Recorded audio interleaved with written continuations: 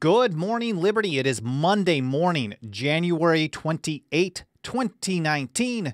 My name is Michael Bolden with the 10th Amendment Center. We are broadcasting live as we do every Monday, Wednesday, Friday here at 9:30 a.m. Pacific time from my home office and studio in downtown Los Angeles. So good morning to you if you're watching live, or good afternoon if you're on the East Coast, or I guess close to afternoon in the Midwest. Or if you're watching in the archive, whenever you happen to be tuning in and wherever you're watching or listening, I really appreciate you joining me here today. Happy Monday. Hope the week is off to a good start and you had a wonderful weekend. Today, in the past, we've covered a lot of issues relating to surveillance technologies, from stingray devices, these cell site simulators that spoof cell phone towers, automated license plate readers, and the 2.5 billion scans of license plates, people getting tracked simply for the so-called crime of driving. We've covered thermal recognition on concealed carry to find out who's actually carrying if they're concealed. We've covered facial recognition, all kinds of nasty stuff. Now, today I want to talk about DNA databases, because something that I heard about a few years ago that I just kind of blew off is this technology called rapid DNA. And now I'm learning through a great article from the Rutherford Institute, and I'm seeing it posted all over the place. We ran a blog here on the 10th Amendment Center for Mass Private Eye. I'm learning that this rapid DNA technology the technology already existed, but the federal government has been pushing it through the Rapid DNA Act that was signed by President Trump in 2017. And now we see it coming online, where not only are they going to have better technology and funding to collect DNA, because they've all been collecting it in the first place, but now it's becoming more centralized and sharing of the data. And if you listen to my show on the automated license plate readers, when I covered all the talk of the reporting that Electronic Frontier Foundation and Muckrock did on license plate readers, I think the message that I was trying to share, that although I don't trust law enforcement or government to have these kinds of invasive devices in the first place, what makes them most dangerous is that they end up handing them off to everybody. So you build these profiles, and let's say Los Angeles, California, where I live, decided to put profiles on everybody coming in and out of LA. Well, you could escape that if it was just contained LA. Like, people could leave. People could choose not to visit. They'd go visit Santa Barbara if they wanted to come to California, or they wouldn't come at all. But what makes it most dangerous is the fact that this gets uploaded through fusion centers and the information sharing environment, which is basically Patriot Act programs. And then it becomes the property, or it becomes shared with everybody, all the federal agencies, all the different small local police departments around the country. They all have access to this information, and everybody has basically a profile on everybody, where they go, where they shop, who they talk to, who they communicate with, who they're texting, all this stuff. It is really, really dangerous stuff. And I think the DNA part of it, even though I am far from any type of expert on this, to me, it comes across as the most frightening. Maybe because I've seen so many sci-fi stories over the years where they use it for pre-crime. Well, this person's going to be potentially more likely to do this type of activity based on their DNA. So, well, maybe they don't get the same privileges as everybody else does. Of course, because they treat everything as a privilege rather than a right anyways. Whether it's marriage or driving or the right to keep and bear arms, they treat them all as privileges, not as liberty. But before getting to that, I do want to say hi to my friends out in the YouTube live chat. We broadcast through YouTube Live. And then, of course, we share each episode as an archive post on many other platforms. BitChute has been doing pretty well for us. We also share it BitTube, Keyport.tv, which is an altcoin from the crypto space. It's a Bitcoin type of powered platform. It runs on Bitcoin SV, I think, is the platform that it's running on. But it doesn't have a lot of people over there, but I want to just be able to just kind of submit our content to as many platforms as possible. We're generally over on minds.com as well, Twitter, Facebook, etc. And then, of course, we do the audio-only version of every show through podcasts at iTunes, Google, and Spotify. So please rate, review, smash the like button wherever you are, wherever you happen to be watching, whenever. Smash the like button, leave some comments. send emails, team at 10th Amendment Center, whatever. I appreciate all of it. It really helps. So thank you so much. So over in the live chat, hi to George McClellan. This is an awesome kickoff quote. Give me liberty or give me death. Absolutely. These days it's give me security or give me handouts, I think. Hi to EHP Training, Existence, Clay Davis, Anna Rays. That's a new name. I haven't seen Anna before. So hi, Anna. Welcome. Bob Brewer, Denver Libertarian, Woodsider, Lazy Viewer, who says DNA is a no. Denver Libertarian, snowed in Denver. Yeah, I was texting my nephew, who's a senior in high school in the Milwaukee area in Wisconsin, where I grew up. And I just thought, what the heck? I'm going to check the weather in Milwaukee, see how it's going, because I was in the gym early this morning, and I saw in the background that it was going to be crazy all over the Midwest. And it turns out that they're getting like a foot of snow today. And then tomorrow, it's going to be a high of a couple below zero with wind chills around 30 below zero. So insane. I apologize for everyone who is not experiencing the 74-degree, partly cloudy weather we're having here in LA, but there's a trade-off. I like my tyranny warm, I guess. So Anna Ray says, I love your channel. I appreciate it. I'm very grateful for you leaving the comment. Jazz Creed, I'm a vet. The government is in possession of my DNA for the last 25 years. That's an atrocity to me that they would do that. I mean, you'd think if they have to collect it, why would they keep it forever? Well, because they're government and they want to keep expanding their power and their control and their knowledge over everybody. You know, the phrase knowledge is power. The more that they know about you and your family, the more power that they have over you in the long run. So with all of that rambling, let's get into today's main article.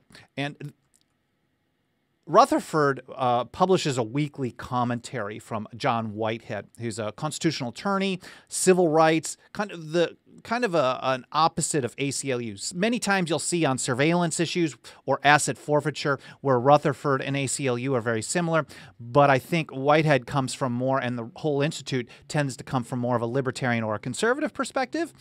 So it's really interesting to see the crossover where it fits and then the divergence where it doesn't. And I think on surveilling or collecting DNA, there's a lot of opposition from groups across the political spectrum. So this was last week's featured article. It generally releases it on Monday or Tuesday. We publish a lot of them on our website. I think we'll probably run this one as well. But it's basically the title of this episode today. Uncle Sam Wants Your DNA. The FBI's diabolical plan to create a nation of suspects. And I actually have to apologize. For those of you who find this to be a very important issue, I apologize that I didn't take this up 3 years ago when I learned about it. This rapid DNA technology. I was just like, oh man, no, this is not something to be concerned about, or it sounds crazy, but I don't see it happening in a long time. And I just basically kind of set it aside. Back in my head, I'd look when I did my legislative research, I would look to see if anybody was taking it on or taking any action, and I didn't see anything, so I just kind of forgot about it. And at 10th Amendment Center, we didn't really follow it at all. So it's time to do it. We're a little bit late to the party, but I guess better late than never. So we got to get on top of this. Oh, and before going, Scouse Jack, yay, angry John Whitehead. Yeah, he gets pretty pissed off sometimes. Thanks for being here, Jack. So Uncle Sam wants your DNA. And this is what I put for the kind of the introduction to the show in the show notes here on YouTube, probably over on our website. Again, we have all of our show notes and previous episodes over at 10thamendmentcenter.com/Good Morning Liberty. It's all spelled out. He says, get ready, folks, because the government, helped along by Congress, which adopted legislation allowing police to collect and test DNA immediately following arrests, President Trump, who signed the Rapid DNA Act into law, the courts, which have ruled that police can routinely take DNA samples from people who are arrested but not yet convicted of a crime, and local police agencies, which are chomping at the bit to acquire this new crime-fighting gadget, is embarking on a diabolical campaign to create a nation of suspects predicated on a massive national DNA database. And this, I think, is a theme, whether it's for all these surveillance things, whether they want to have a registry based on who has a firearm. And I saw a bill filed in Missouri, maybe it was from Representative Ron Hicks, banning the sharing. No, this was from Matt Shea in Washington State. Ron Hicks has done a lot of really good bills in Washington to make firearm suppressors allowable, even though the feds basically say you can't under a medical need with guidance of a doctor. He also filed the Fourth Amendment Protection Act to ban resources to mass surveillance programs to the federal government. But up in Washington state, and I don't think it has a chance to go, but these guys are really trying to get the messaging and the debate going that they shouldn't be sharing registry data with the federal government. I think Maine passed a bill like this in recent years too. Why share the data? I mean, they shouldn't be collecting in the first place, and I think people shouldn't have to register for these things, but it gets more dangerous as soon as it becomes a national database, like the license plate reader database that gets passed to the DEA, or the Stingray surveillance or the NSA surveillance database. All of them become extremely dangerous. And that's because we cannot trust centralized power. And I'm going to get to that in our quote of the day at the end of the show today. It's a fun one. So as the New York Times, of all places, reports, he says, the science fiction future in which police can swiftly identify robbers and murderers from discarded soda cans and cigarette butts has arrived. In 2017, President Trump signed into law the Rapid DNA Act, which, starting this year, 2019, will enable police booking stations in several states to connect their rapid DNA machines to CODIS, the National DNA Database. Genetic fingerprinting is set to become as routine as the old-fashioned kind. And my home state here of California is one of the leading states on this. There's a lawsuit against the state about just keeping all kinds of information in these databases, and it's a really problematic thing. They call them magic boxes. And if you remember, or if you saw the pictures that I showed of the Stingray, the cell site simulators, they're not huge at all. They collect the information, and the DNA machines are a little bit larger. They're around the size of a desktop printer, and they can just access a DNA profile through the interstate and state-federal database within a matter of a couple of hours. And I'm sure as it feeds more and more information, so if you post to Facebook, which none of us really should be doing, but I do. I mean, I like communicating with people. It's unfortunate that they've got us all. Well, we're all choosing to be trapped in that, aren't we? So the more you share, the more it analyzes your face, your types of posts, and things like that. And sooner or later, it just knows who you're posting as soon as you upload it. It just knows. It probably, so when I'm with Sarah somewhere, probably is tracking where she is, and if I post a picture that it's pretty sure is her, well, then they're going to say, they're going to auto-tag her because they know it's her. So the more, and this wasn't as good a few years ago. So the same thing's going to happen with the DNA. It's going to keep getting better and better and faster and faster. So today, in early stages, they're already being able to create a profile on a DNA in around 2 hours. So here's what journalist Heather Murphy says, quote, as police agencies build out their local DNA databases, they are collecting DNA not only from people who have been charged with major crimes, because that's how it was sold to us. This is going to be for felony, for rapists, for child molesters, child porn. It was always going to be the most extreme, the Ted Bundys of the world. That's why they needed DNA. And in fact, I've been watching this 4-part miniseries on Netflix about Ted Bundy. It's really a well-produced thing, but there's this underlying message about, well, they couldn't collect DNA. Oh, they couldn't share from state to state. They didn't have this technology, and the data sharing is what created the problem. So they're basically, in the whole thing, the overarching message, even though it's a really interesting and compelling story, what kind of irks me as I'm watching this right now, well, not this moment, but in the last couple of days, over the weekend, I was watching some of this. The overarching message is collect DNA and create centralized databases, because that's how you catch the bad guys, the once-in-a-history bad guy. So they are not only collecting from people who have been charged with major crimes, but increasingly, she reports, from people who are merely deemed suspicious, permanently linking their genetic identities to criminal databases. Yeah, pretty dangerous stuff. And John Whitehead reports, by accessing your DNA, the government will soon know everything else about you that they don't already know. Your family chart, your ancestry, what you look like, your health history, your inclination to follow orders or chart your own course, etc. Consequently, he writes, no longer are we innocent until proven guilty. Now, mind you, he's been saying this in this has been a catchphrase of his columns for a long time, a number of years, I believe. In the face of DNA evidence that places us at the scene of a crime, behavior sensing technology that interprets our body temperature and facial tics as suspicious. They use that type of thing. This was something that the TSA was rolling out.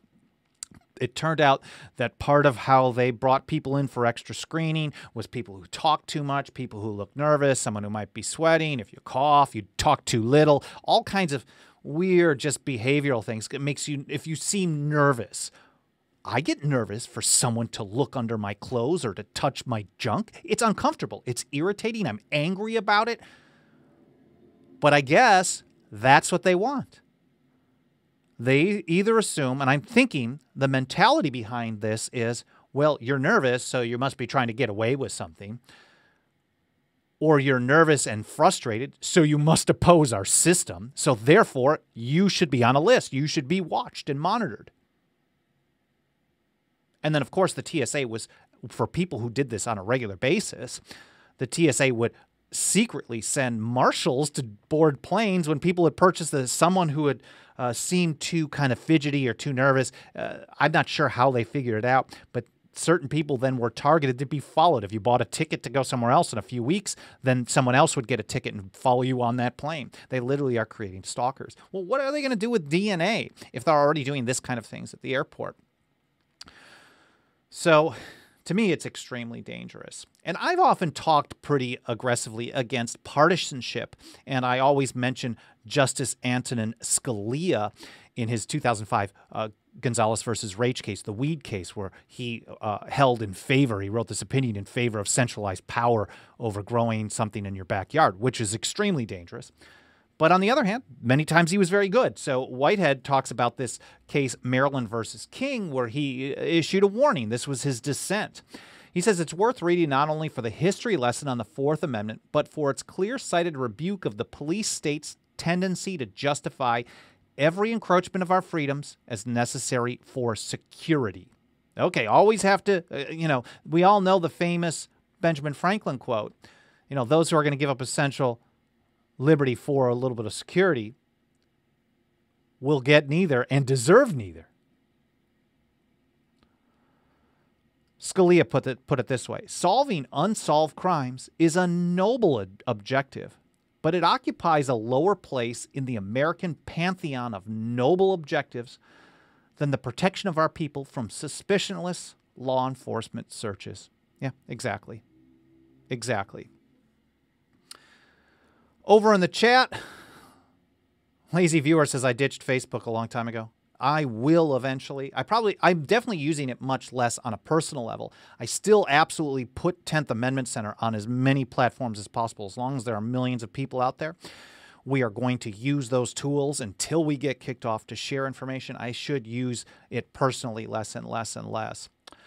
Frank says, Real ID and 5G will be the beginning of the end of America. Real ID is a real problem. My friend Robert Scott Bell from the Robert Scott Bell Show has been basically tying this national ID database. And I'm assuming if it's a DNA database that's going to go totally nationwide, maybe that'll be associated with their national Real ID card. He's suggesting, because he's in the vaccine choice effort, that for people who don't want to get vaccines, they want to make it a personal choice, that he's suggesting that the Real ID card eventually could be used to force people to not travel, prevent them from traveling, getting on planes if they don't have the proper vaccinations. But who knows? How else they could do this. A national ID card, which is the Real ID Act of 2005, which states resisted for many years, but now are just deciding to comply.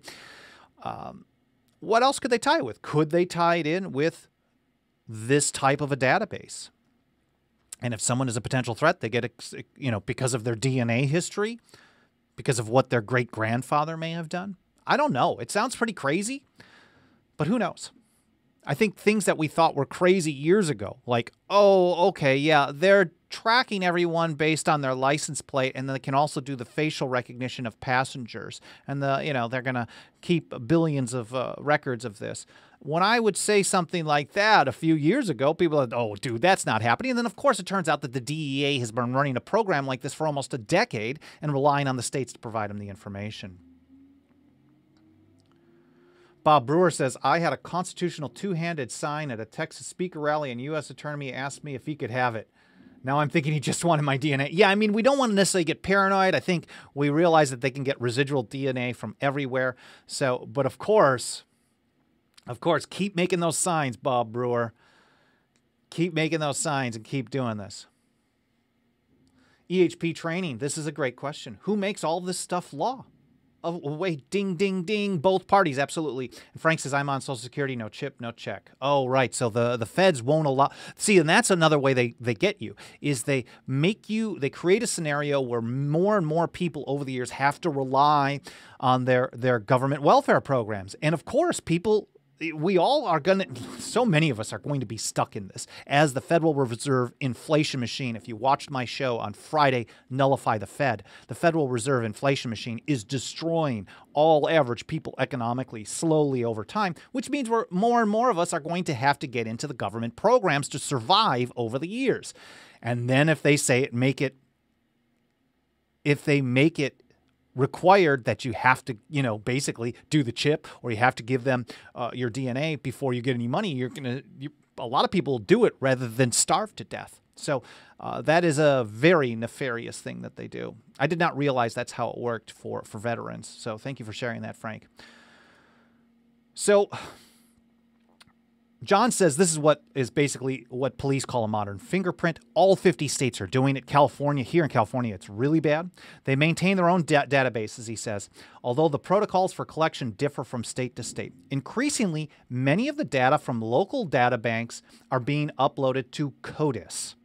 That's the Combined DNA Index System, the FBI's massive DNA database. To me, it's like the NICS system, the FBI background check system for firearms, which shouldn't exist either.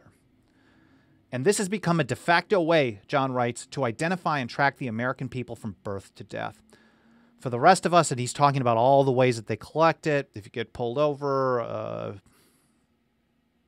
I'm not sure. Ancestry.com.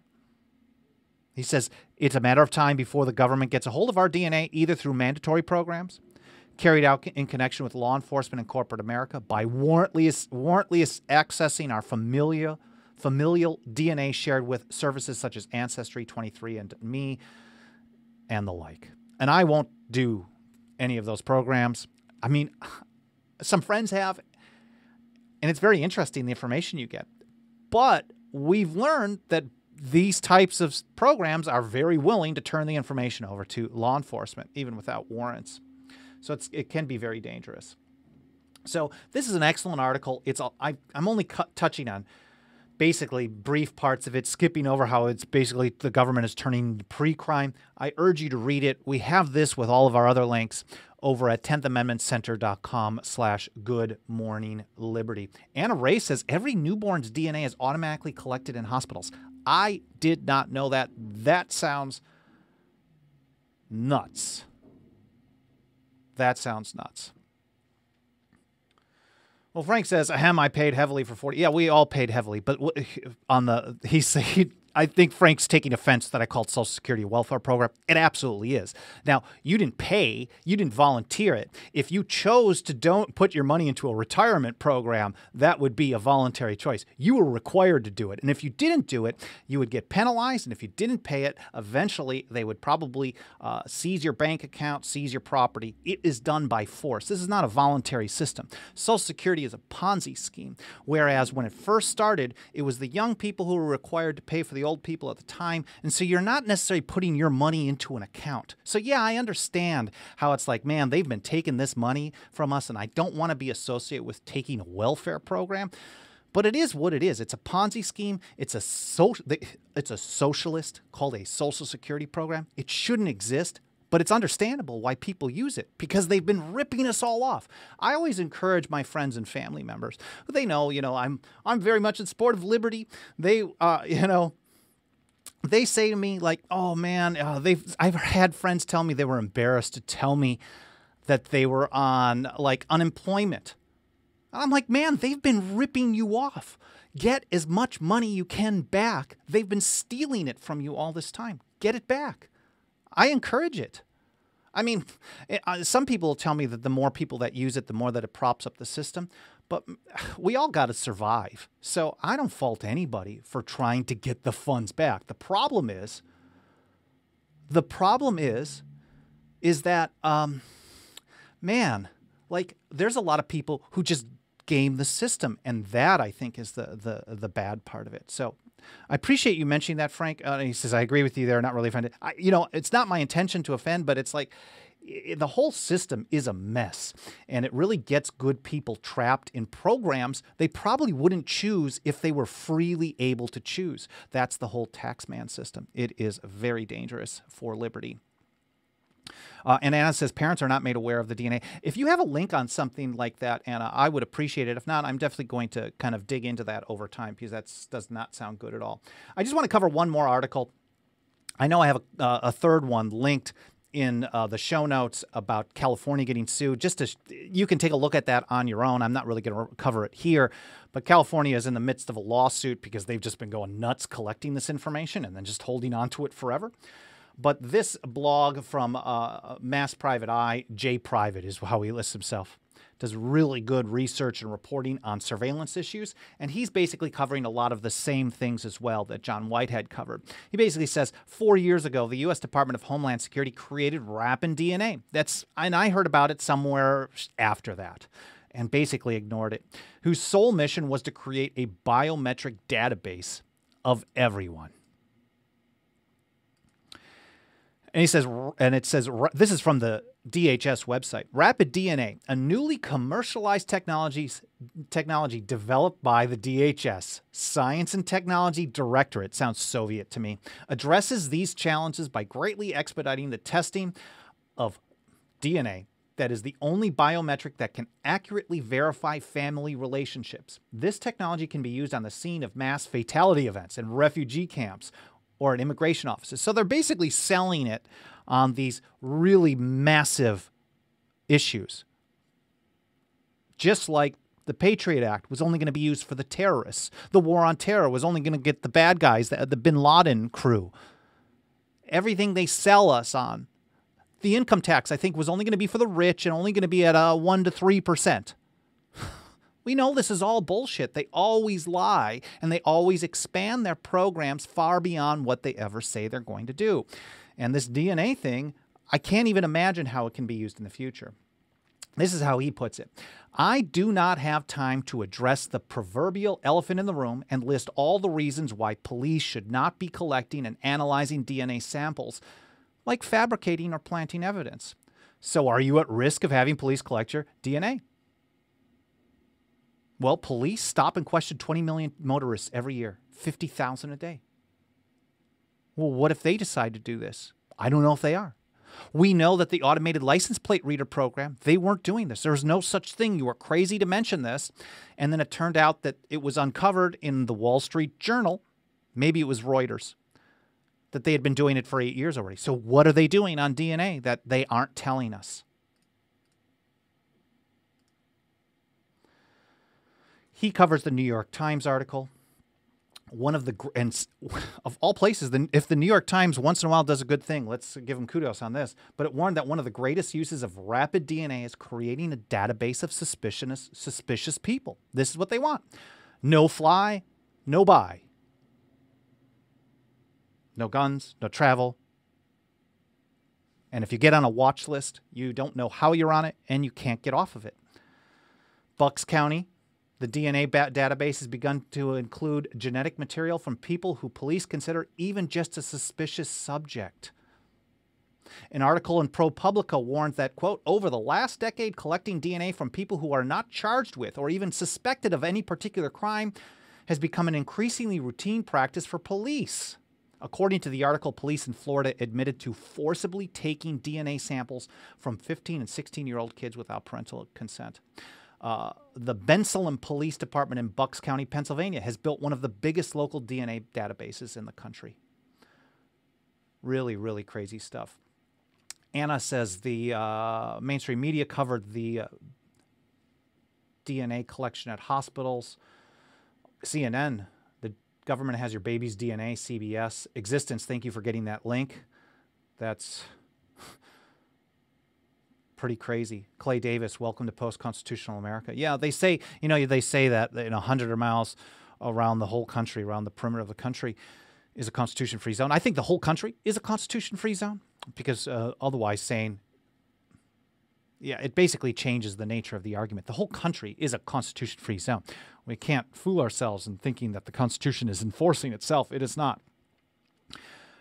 So back to this article this blog that we posted. A 2017 article in the Mercury News warns that innocent people's DNA is not removed from police databases, and also warn that police are creating national DNA databases of suspicious people. This is all just crazy town. They're creating a centralized database. They're doing the same on facial recognition. They're doing the same on concealed carry. They're doing the same thing on the right to keep and bear arms. They're creating the same on marijuana. They're everything. Everything. And let's say you support the federal government, the administration, the Trump administration in power now. Well, do you want Hillary Clinton to have it, or Elizabeth Warren, or Kamala, or any of these people? You don't want those people to have it in the future. And the supporters of them, the people who don't want it now, don't be okay with it when the next team gets in charge. And it's that partisanship which I think encourages this thing to keep growing, because a lot of people just turn a blind eye to it when their own team is on board. I think us here, Tenthers, constitutionalists, libertarians and the type, tend to oppose this type of thing no matter who's in charge. It's based on the principle. We just have to encourage more and more people to have principle, and that principle not being based on a political party. So before heading out today, I do want to share a quote of the day, which I think actually ties in pretty well. It's not a lot about collecting the data, but it is about centralization of power, and it comes from Thomas Jefferson to his friend Joseph C. Cabell in 1816, later in his life there. And he says, quote, and this guy obviously studied history much more than most of us ever do today, even history buffs. Madison, Jefferson, and many others were real experts of history. And he says, what has destroyed liberty in every government which has ever existed? Not some, but everyone. The generalizing and concentrating all cares and power into one body. So the more centralized the power, the more danger it is to liberty. So I hope you found this educational. I hope you found it interesting. I hope it was fun to pay attention to. I know it's a little sci-fi, it's a little dystopian, it's a little crazy town, but I think it's something that we need to be wary of. I encourage you to not volunteer your DNA to anybody if you haven't already. And just be aware of this. And of course, share this information with as many people as possible by smashing that like button, sharing the link, subscribing, passing along. I really am very grateful for all of you who do that on a regular basis. And I appreciate everyone over in the live chat, from Existence to Anna, Frank, Lazy Viewer, Clay, of course, EHP Training, and Bob Brewer, Scouse Jack, Jazz Creed, Woodsider. Who else am I missing? George McClelland. You guys all rule. I really appreciate you spending some time with me today. And even if you're watching but not participating in the live chat, thank you so much. If you're watching later on the archives, thank you. I hope you have a good Monday. We'll be back Wednesday, Friday, and every Monday, Wednesday, Friday, 9:30 a.m. Pacific time here at Good Morning Liberty. I hope you have a great Monday, and we'll